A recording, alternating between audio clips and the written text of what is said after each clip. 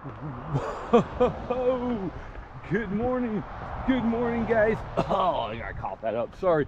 Hey, who's ready for another trail running workout climb, guys? Daily number 79, I think. Guys, let's get going. I'm Hooded Hill Hopper. Like, subscribe, hit that notification bell, ping, comment, feedback, share. Sharing means caring. God, I almost stepped in that hole. Whew. Guys, let's get going. All right, we just did Hyperlapse Thursday yesterday. I actually got the camera right this time. Used the correct lens sticking out, not into my chest. Did literally the identical route I did the previous Thursday, but no one will ever know because the camera was at my chest. So anyways, that's that. If you ever ask what's the hardest part of my runs, the very first couple minutes when I start recording, as my lungs are getting used to talking and breathing, and like, so that's why I'm always at the beginning like, and then I kind of find my rhythm. But this first lap, so I don't really say a whole lot because I'm like, ugh. But all right, here we go. And I'm getting questions. Hey man, why are you so freaking wet when you start the video? Because I've been trying to shorten the videos down to like 20 something minutes. So I've already ran like 42 something, I think 42 minutes. So that's why. So I try to get warmed up and everything, and then we'll finish off the run, you know. So that's why. Where before I'd only been jogging for about less than 20 minutes. It was more of a, oh, what do you call it? It was just a warm up to get to the hill, so I wasn't really sweating much yet. But anyways, all right, let's get going. We don't have a lot of time because these videos are short, because you guys don't want to watch an hour a day with a hill hopper, and neither do I. So go figure. But hey, we're gonna give a shout out. It's kind of an old school shout out. One of the originals, one of my original supporters, he's got an amazing channel. I love this guy. Purpose Driven Coach Kev. Ooh, the guy is awesome. Go check out his channel. He's a basketball coach and a coach, I might butcher this, I think of an AAU female girls team. Was it a female boys team? Female girls team. Just a female team, girls team. I think maybe they're high school level. I don't know. So he does videos about that. He does all other sorts of videos. He does videos on kind of getting back into his basketball shape, because the guy's a complete athlete, really good at basketball, way better than any of us. Like, I watched him, and then so he does those videos, getting back in shape. The girl videos, he does some great. My favorite, because I'm a huge NBA fan, he'll do NBA analysis and stuff. Like, he did one on Chris Paul. He did a great Kobe Bryant video. I'm an NBA junkie. At least I used to be before I had kids, a wife, and worked a million hours a week. But I still try to keep up. Plus, I'm from Northern California, so I'm a big Golden State fan, but they're not doing too hot.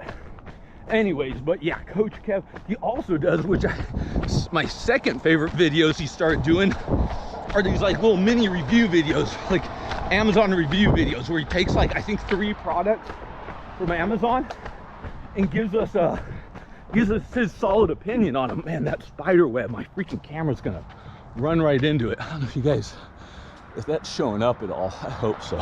But my arm's so high, I'm like, man, I'm gonna wrap right into it. But anyway, so he does like mini product reviews, like three items. And what's cool is they're items most of us would have interest in, like a microphone, you know, for recording. He did like recovery items, like the roll stick, which I own the exact same one from Amazon. That's a great one. Webcam, all sorts of stuff for like YouTube creators. So those are really interesting because it helps a lot. So I really like those videos. Those are great. So so his content's varied, and he is just skyrocketed. When I connected with him, man, was this it had to have been early June, mid-June when I started. Man, I can't remember. 79, you know, yeah, early June. I think it was after my wife's birthday. My wife's birthday is June 6th. There we go. So anyways, and he was like, man, buddy, I don't know how many subscribers he had at that time, a few hundred maybe, probably where like I'm at now. And he dude, he's just skyrocketed. I think, what are you at, man, like 1.5 thousand or something, 1.5k, like just awesome channel. Really cool guy. So definitely go check him out.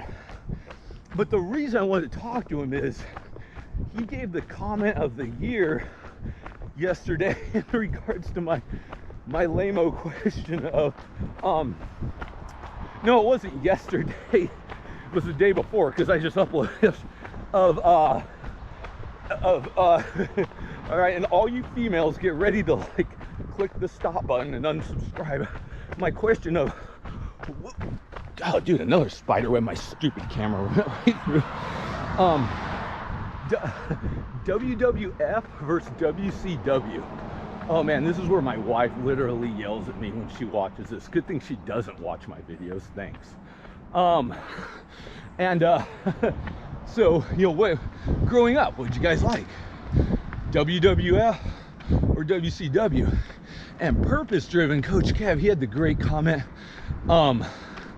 Dude, he's like 1998 to 2003 was the sweet spot for pro wrestling. He's like, I was growing up. He's like, that was the Monday Night Wars. And like, he hit it on the nose. He was like, NWO was great, freaking amazing, but nothing touched Austin. And it was just like, bingo. And I probably like felt exactly the same. I'm sure a lot of us did. Like no one's ever been as white hot, red hot, whatever you want to call it, as Austin. His short couple of years, was just, he was more popular than Hogan ever was. Hogan had a longer run, and Hogan's had multiple runs, but that white hot, just was all Austin. So yeah, so me too. So 98 to 03, what happened is I graduated high school in 98 in a small little rural town in Central Valley, Northern California. So I think what's funny is, and then came down to Southern California, Long Beach State. So what happened is, back in 97 at some point, we had Nintendo 64. This is getting way off topic, but there wasn't a lot of games. So I grew up into wrestling. I was born right before the 80s, December 79. So I grew up in the 80s, just huge WWF, that old school Hogan, you know, Savage, you know, $1 Million Man, Ted DiBiase, all those guys. That old school, larger than life, like WWF. So, but then I got out of it in the early 90s. Just kind of, I was such a Hulkamaniac, and Hogan left. And like, just kind of, I think I just kind of burned out. I know everyone was commenting how they love Undertaker. That was kind of the tail end for me when Undertaker debuted and he kicked the crap out of Hogan. I think I probably cried and I was like, I'm out. So, but then, so I did Nintendo 64, not a lot of games. So like, we're like, oh, let's try this. I think it was WCW versus NWO game. And dude, it was really fun. And we just had a blast. And that just kind of got us, hey, let's start watching it. We started watching Nitro, probably mid 97. Got really into it. And they were winning the Monday Night Wars big time back then. NWO was stomping WWF's Monday Night Raw. So we just didn't even really pay attention to WWF.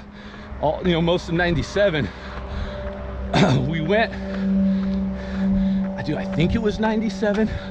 We ended up last minute buying tickets to a WCW Nitro event in at the Arco Arena in Sacramento, that dump of a stadium, which I still think they use for the Kings. Good Lord, someone build a new Coliseum, go fund me, dude. So anyways, but we went to that last minute, like, upper deck seats, you know. I know it was my brother, my dad, my uncle, and I think a couple of friends. And it was cool. It was like, I'd never been to a wrestling event, so it was a blast. We did that, and man, then we really got into it. Good Lord, look at this spider. Hello, buddy. I hope that's, jeez, dude, you got these freaking anaconda spiders here. So, and thank God they're high up. I'm not running into them today. So anyways, we do that, dude. This Pro Wrestling 98 to 03 review is going to be spread over a week, I can already tell. So we do that, and so we're super into Nitro, WCW, NWO. I'm not going to lie, huge.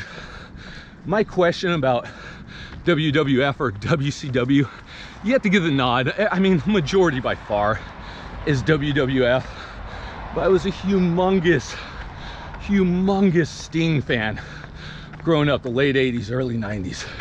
Huge. So when he came back and literally, no shame, ripped off the Crow theme and came back with the long hair, white paint, like the creepy trench coat, and like in the rafters, dude, it worked. So Sting versus NWO was gold. So I mean, I have to give the edge to WWF, but dude, I love WCW, and their stuff was free back in the 80s. You have to pay for pay-per-view, which I never got. I had to rent it like 2 months later, the VHS, the pay-per-views from Mike's Video. So anyways, that was great. We started kind of, wasn't in the Raw yet, but hearing about this, you started seeing all these Austin 3:16 shirts, which is a play on the Bible, quote John 3:16. Long story short, I'm probably getting the story wrong. It had to do with Jake the Snake Roberts, whose character, I guess at the time, was super religious, like babyface good guy, like quoting the Bible. I guess Austin beat his ass in a match and was like, Austin 3:16's like, I just whipped your ass, something like that. Which is funny, they made Jake the Snake Roberts, you know, this Christian Bible toting good guy, since in real life he was a complete utter mess, just a disaster. Like, you can read about him, but I think he's kind of changed his life around, which is awesome. Good for him. I think DDP Yoga got him, but at the time, like, yikes, this your Christian guy in the company.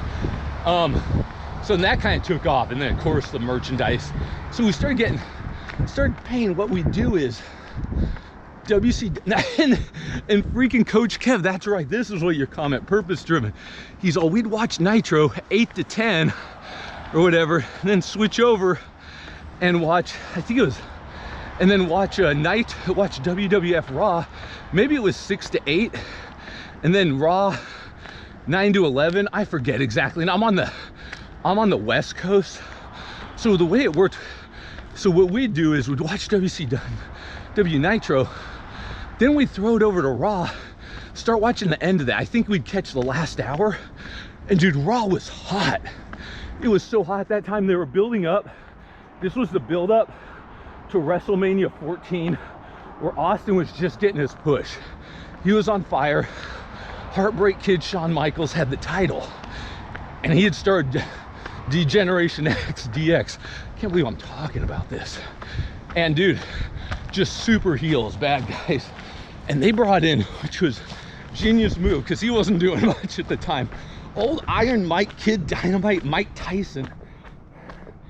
Brought him in as a special guest, like enforcer, but he was totally sided with DX and the Heartbreak Kid, HBK, Shawn Michaels. So they're doing this lead up to WrestleMania, and just each week they're basically pounding the crap out of Austin. Yo, what purpose? You know, that awesome psychology driven storyline, which they don't do at all anymore. A 2-3 month build-up was just awesome. So they do that, and end up going into that WrestleMania. We were so hooked. Didn't see it live, of course, again, but Austin ended up beating Heartbreak Kid to win the title. Tyson at the end turns on him, turns on Shawn Michaels and DX and like punches him. And what's he gonna do? Kick him? No, he punched him. He's a freaking boxer, dude. And Austin won the belt. They stunned everyone. They drank beers together. It was just like, man, from that point on, it was like, whew. And then after that, I think the next night is what started the whole Mr. McMahon storyline, the evil owner. And that was, I mean, I think it's still going on to this day to a certain extent. Him, his daughter, and his son. I think his son's more a good guy, babyface most of the time. But yeah, anyways, and that storyline was through the roof. And then we're not even back to WCW. We didn't even get to that. We'll do that another day. Let's not mix them up. So and you can catch this all on the WWE network. I think it's $10 a month or something. I don't know, maybe less. Get you all the pay-per-views, but who cares about that, dude? Get you all the archives. So Austin's on fire, but that's not it, dude. Other people started gaining steam.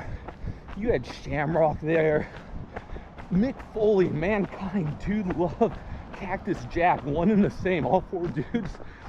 He started just fat, out of shape, grizzly beard looking dude that had no right being popular, just was super over and just great. It was awesome.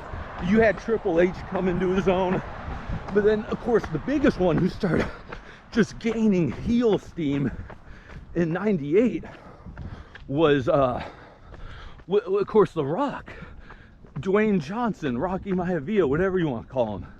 I mean, we all know him now. He's literally the most famous actor in Hollywood. But back then, he was just this young, good-looking, huge dude. And dude, he found obviously his charisma. And dude, he had a great heel run, switched over to a baby face. Back to WrestleMania, super hot over. Back to WrestleMania 15 the next year. I believe it was him and Austin in the main event. And I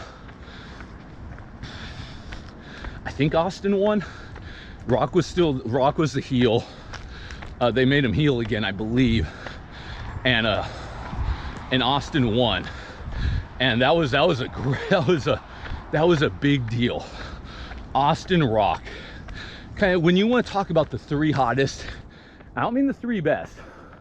I'm talking the 3 hottest in terms of like mainstream popularity, bringing in seats, bringing in big gates.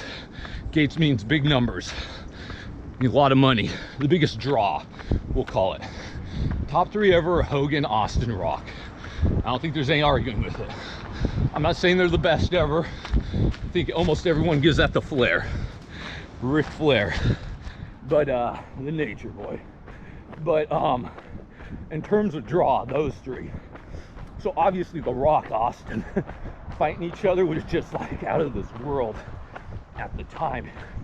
It was so big, and they were just a perfect complement to each other because they both were just personality and charisma like crazy, but they were totally different. You had the Rock, who's everyone knows The Rock, super cool, just like, oh, that's the guy I like just this way too cool for me, super cool, but still could hang out with, dresses good, super stylish, fast talking, this cool guy making fun of everyone, talking a lot of crap.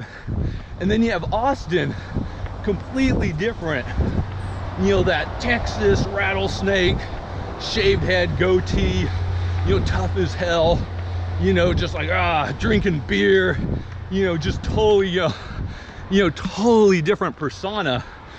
Yet they both clicked. They both played off each other great, and they'd even tag team with each other when they were both baby faces, and somehow it worked great. They were both physically similar. Rock's probably a little taller, but both big, solid dudes. So you didn't get that mismatch look. Like, you believe like either could kick each other's ass, you know, on different days.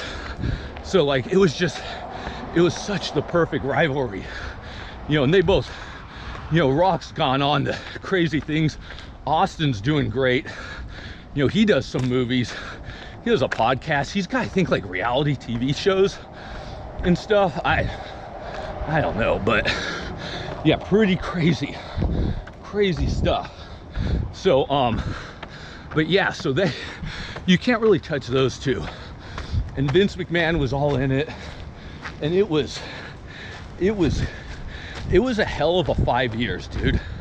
And that's probably, so I went down to college summer of '98, Long Beach State, lived in the dorms. Dude, I'd stay up all night watching the 2 hours of Nitro, no, 3 hours of Nitro, the 2 hours of Raw at that point. It was crazy. Then they came out with Thunder, and then they came out with WWF SmackDown. Quick story about Thunder, WCW Thunder came out, I think, in early '98. I know this because I was still living at home in the farm town up north, and they had a funny story. WCW Thunder was coming to the Oakland Coliseum in July, like July 17th or something, I don't know, 1998. Now I'm about like a little less than a 2 hour drive from there. So like, we gotta go. And hey, we're not doing this upper deck crap this time. We gotta get good seats. So this is back when you guys remember the music store, the Warehouse? There was still one of those in the town next door, the bigger town. And that's where they sold like concerts, tickets, sporting events, wrestling, whatever, you know, through the Ticketmaster there, I guess. I think it was Ticketmaster. So anyways, found out when the tickets go on sale. And I was a senior. This was probably in May. The tickets were going on sale for the July event. And so as a senior, I don't know what you guys do, but in California, everyone buses down to Disneyland, and you do the senior Disneyland grad trip, or whatever the hell they call it, where you're there all night. So here was my options. You sit in a school bus, maybe it was charter, who gives a crap? It's a crappy bus. You sit in a school bus, 8 to 10 hour drive to get to Disneyland. Then you get shuttled off there at Disneyland, and you're there all night. So do I just naturally awake at night? No, I sleep at night. So I get there and I'd be exhausted. And then you're there all night with a 500 million other freaking high schoolers, graduates, seniors. So it's packed as all hell. So you're probably gonna have a crappy time, and you're in a zombie state. Then when you're done, as dawn's coming up and you feel just god awful, you have to get back on the bus and 8 to 10 hours back home. I'm like, or you can freaking take 3 days off of school and do whatever the hell you want at home. So my brother and I and a couple of my friends, Joe and Colby, were like, F this. So we just, we're like, no, we're staying home. I've been to Disneyland. I love Disneyland. I spend more than a freaking car, you know, a house mortgage on Disneyland passes. They're such a scam now. Well, not now, it's all on hold. But, you know, so I love Disneyland. But as a senior doing that crap, I'm like, no, man, I'm out. So we stayed home, which we timed it perfect. Because those were the days, that was the day one of the days was when the tickets went on sale. And the funny thing is, we're like, great, we don't have to ditch school. One of my buddies, he was a junior. So we're like, we're gonna get there early. Like, they go on sale like 8 a.m. Let's get there at 6, dude. We're gonna be first in line. So we got there at 6, and my junior friend, he had the car. Dude had a car, none of us had a car at the time. So he's like, nah, man, I'll ditch, dude. Let's go. He brought one of his buddies, another junior. I think there was like 4 or 5 of us just camped out there. Went across the street to Taco Bell, got breakfast burritos. We camped out, and we were first in line. I remember there was a couple old dudes, like nerdy wrestling fans. Old, they're probably like in their 20s. But I was like, yeah, these, and they're so bummed out they got there after us. And we got tickets like in the 6th row. And dude, we were stoked. And dude, that we'll talk about it later. But that thunder was amazing. And you can actually, we're on TV. And you can see it on the WWE network. But dude, I've ran it way too long. Guys, we need to do a sprint. So 42 seconds. Man, I'm not ready for this. 42. All right, guys. Story time's over for Uncle Hood Hillhopper. Let's see. 15. Okay, let's go. Oh, I don't think I'm gonna do it. 15. 15. Come on. I had a slow start here. 15. 15. Come on, guys. This is the hard part. So I slow down.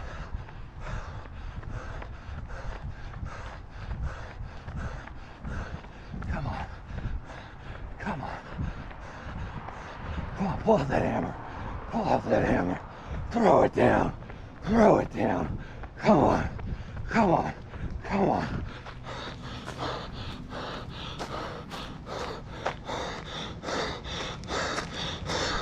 Okay. Okay. That was 454. So 15, 54 minus 15, 39. We got under 40. Whew. We did it. That was, oh, I started slow and I was like, I gotta focus on this. Awesome, guys.